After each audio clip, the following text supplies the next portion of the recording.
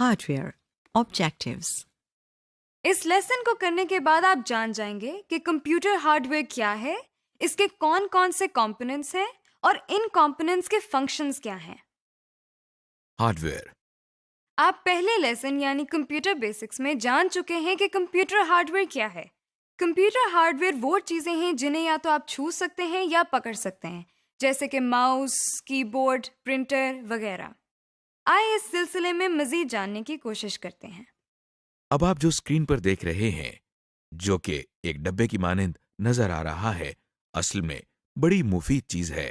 اسے system unit کہتے ہیں۔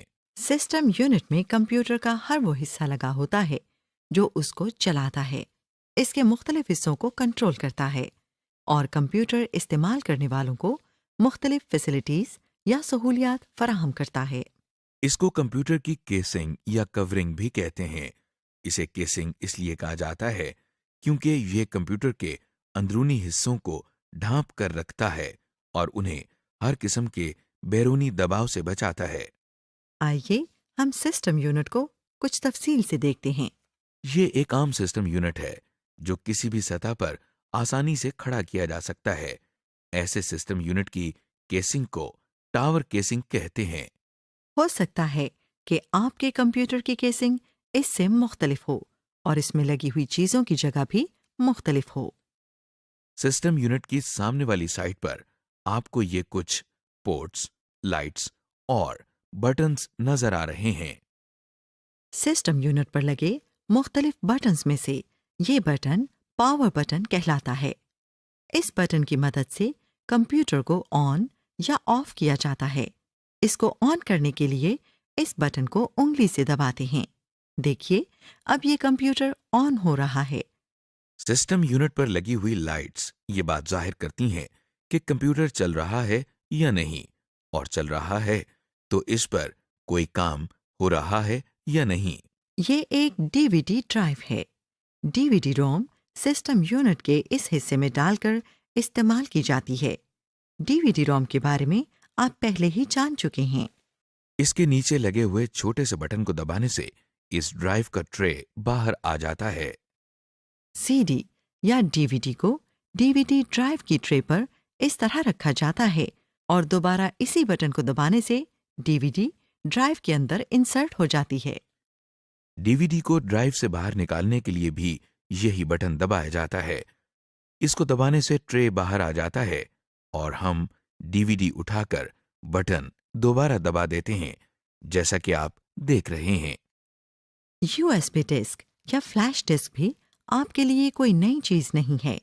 اسے بھی استعمال کے لیے سسٹم یونٹ کے مختص حصوں میں لگایا جاتا ہے، جسے یو ایس بی پورٹ کہتے ہیں۔ اس وقت آپ سسٹم یونٹ کی بیرونی سائڈ پچھلی طرف سے دیکھ رہے ہیں۔ جس طرح ٹی وی اور دیگر بجلی سے چلنے والی اشیاء کو بجلی کے ساکٹس میں لگایا جاتا ہے، کمپیوٹر کو چلانے کے لیے بھی بجلی کی ضرورت ہوتی ہے۔ لہٰذا سب سے پہلا ساکٹ جو آپ اس وقت دیکھ رہے ہیں وہ کمپیوٹر کو بجلی فراہم کرنے کے لیے ہی استعمال ہوتا ہے۔ اس کو پاور کنیکٹر کہتے ہیں۔ وہ تار یا کیبل جس کے ذریعے کمپیوٹر کو بجلی فراہم کی جاتی ہے، اس کو پاور کیبل کہتے ہیں۔ اس کیبل کا پلگ بجلی کے سوئچ بورڈ میں لگاتے ہیں۔ اس کیبل کا دوسرا سرا کمپیوٹر میں اس طرح لگتا ہے۔ جس طرح سسٹم یونٹ کو چلانے کے لیے بجلی کی ضرورت ہوتی ہے، اسی طرح مانیٹر کو چلانے کے لیے بھی بجلی کی ضرورت ہوتی ہے۔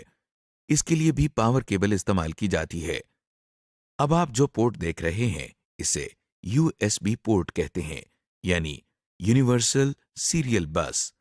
بہت سی ان پٹ آؤٹ پٹ ڈیوائسز مثلا web came, scanner, printer, mouse, کی بورڈ کو سسٹم یونٹ سے کنیکٹ کرنے کے لیے استعمال کی جاتی ہے۔ کچھ کمپیوٹرز میں یہ کمپیوٹر کی اگلی اور پچھلی دونوں سائڈز پر ہوتی ہیں۔ یہ دیکھیے، اس کو اس طرح سے کنیکٹ کیا جاتا ہے۔ کمپیوٹرز میں ماؤس اور کی بورڈ کی پن اس طرح کی بھی ہوتی ہے۔ کچھ کی بورڈ یا ماؤس کو سسٹم سے کنیکٹ کرنے کے لیے یہ پورٹس استعمال کرتے ہیں۔ ماؤس کی پن کو اس میں لگانے سے کمپیوٹر ماؤس کے ساتھ کنیکٹ ہو جاتا ہے۔ اسے اس طرح لگاتے ہیں۔ یہ پورٹ جو آپ دیکھ رہے ہیں اس کو سیریل پورٹ کہتے ہیں. اسے غور سے دیکھیں تو اس میں آپ کو 9 پنز نظر آئیں گی. یہاں پر بھی اسکینر اور ماؤس وغیرہ لگائے جاتے ہیں. یہ پورٹ پیرلل پورٹ کہلاتی ہے. اس میں 25 ہولز ہوتے ہیں. اس پورٹ میں کچھ طرح کے پرنٹر لگائے جاتے ہیں. اسکرین پر نظر آنے والے ان پورٹس سے آپ ضرور واقف ہوں گے. یہ وہی پورٹس ہیں جو آپ کیسٹ پلیئر یا ریڈیو پر دیکھتے ہیں.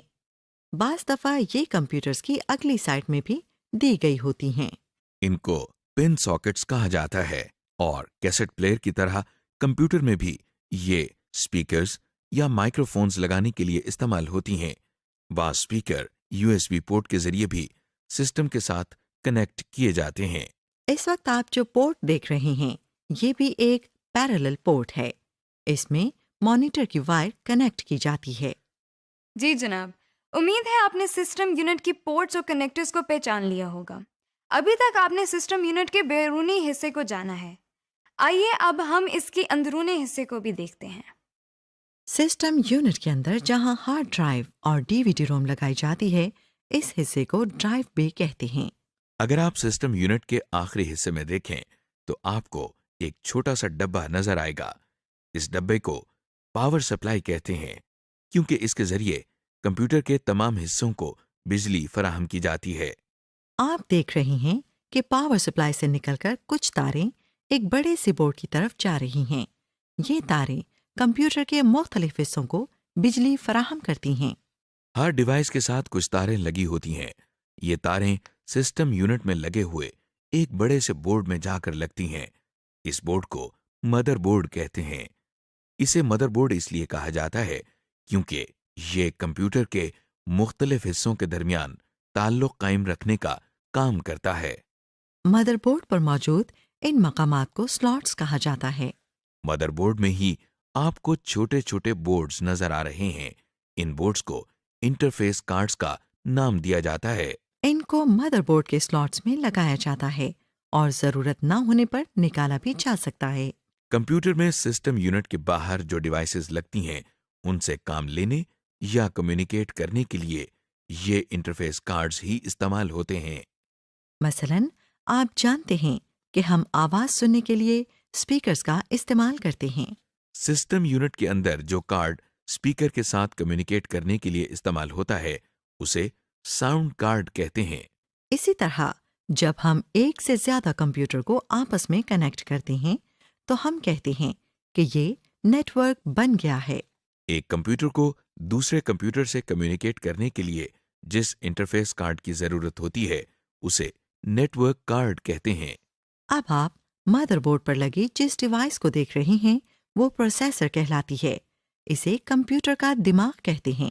جس طرح انسان کا دماغ اس کے تمام افعال کو کنٹرول کرتا ہے اسی طرح کمپیوٹر میں ہونے والے ہر کام کے لیے ہدایات سسٹم یونٹ میں لگا یہ پروسیسر ہی فراہم کرتا ہے. پروسیسر کے اوپر ایک چھوٹا سا پنکھا لگا ہوا ہے جو پروسیسر کو ٹھنڈا رکھنے کے لیے استعمال ہوتا ہے. کیونکہ جب کمپیوٹر استعمال ہوتا ہے تو پروسیسر گرم ہوتا رہتا ہے اور اگر اسے ٹھنڈا نہ کیا جائے تو یہ خراب ہو سکتا ہے. ریم چپس جس کے بارے میں آپ پہلے ہی جان چکے ہیں یہ بھی مدر بورڈ پر ہی لگتی ہیں. مدر بورڈ پر جس جگہ ریم چپ لگائی جاتی ہے اسے ریم کی سلاٹس کہتے ہیں. آپ نے سسٹم یونٹ کے بارے میں ایک مختصر سا تعارف دیکھا. اس سے پہلے ہم ان پٹ اور آؤٹ پٹ ڈیوائسز کے بارے میں بھی پڑھ چکے ہیں. آئیے دیکھتے ہیں کہ یہ ساری چیزیں مل کر کس طرح کام کرتی ہیں.